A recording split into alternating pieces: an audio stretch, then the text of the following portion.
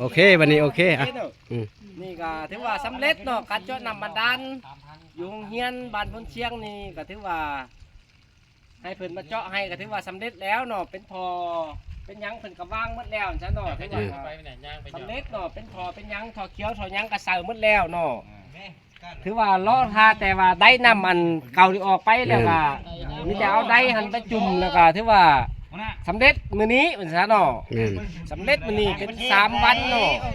เรื่องเจาะน้ำบาดาลนี้เนาะเฮาก็สิได้เอาประชาชนเนาะแต่ละหน่วยมื้อนี้ก็แต่ละมื้อหันมื้อที่1ก็2หน่วยมื้อที่2ก็2หน่วยมื้อนี้เป็นมื้อสุดท้ายเฮาเอา3หน่วยเนาะเอาพี่น้องบ้านพ้นเชียงเฮานี่เนี่ยมาจอยตักน้ำตักในมาหล่อเลี้ยงถือว่าสำเร็จเนาะทั้งเพิ่นนี่เฮ็ดก็สำเร็จเป็นน้ำเป็นหยังนี่ก็ถือว่าเรียบร้อยหมดแล้วเรียบร้อยหมดแล้วถือว่าน้ำนี่ก็สะดวกมันซะเนาะเนาะถ้าแต่เอาน้ำเก่าออกไปแล้วนั่นแล้วเขาสิเอาได้เอาหยังลงเนาะสมพงษ์เนาะเอาได้เอาหยังลงเนาะนี่ก็ขอบใจนำทางอันผู้ใหญ่ใจดีอยู่ทางอเมริกาพุ่นเนาะที่มาซอยเหลือเฮานี่ให้น้องน้อยนักเรียนเฮานี่ได้ใช้น้ำเนาะได้ใช้น้ำใช้ในแล้วก็ได้ใส่ไฟฟ้าเนาะผ่านมาบ่มีไฟฟ้าไดแล้วก็น้ำก็บ่มีไดเนาะได้ขนกันเด็กน้อยกับลูกอ่อนเฮาบ้านเฮานี่ได้ขนลูกหลานเฮาได้ขนน้ำขนในมาใส่มาซอยอยู่โรงเรียนนี่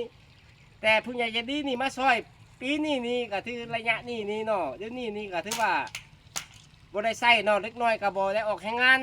นักเนาะก็ถือว่ามันก็ดีอกดีใจนํพ่อแม่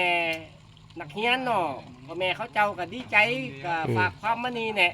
ขอบอกขอบใจน้ำทั้งผู้ใหญ่ใจดีผู้แหละที่มาช่วยมาเรืออยู่นี่โอ้ก็ย่อมือสาธุน้ำเนาะที่มาช่วยมาเรือลูกน้องน้อยนักเรียนเฮาเนาะขอบอกขอบใจหั่นแหละนี่การทั้งอันเพิ่นกากำลังอันได้นำอวยออกเนาะนำที่มัน ยังบ่ทันไซเถื่อเพิ่นกำลังได้ออกอยู่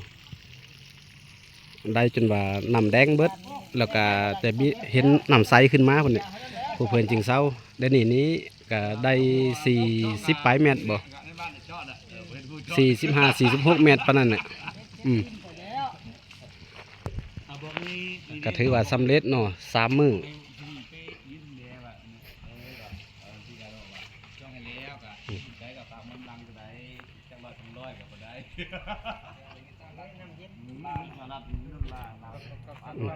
รถนำเพิ่นเนี่ยขนจากอันนำตาลเพิ่นเนี่ยนำเมืองเพิ่นขึ้นมา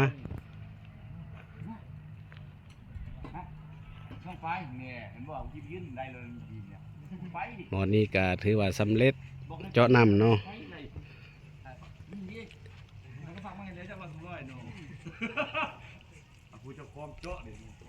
หอดนี่ก็ซ้ำนี่ก่อนเลยนี่ก็ขอขอบใจ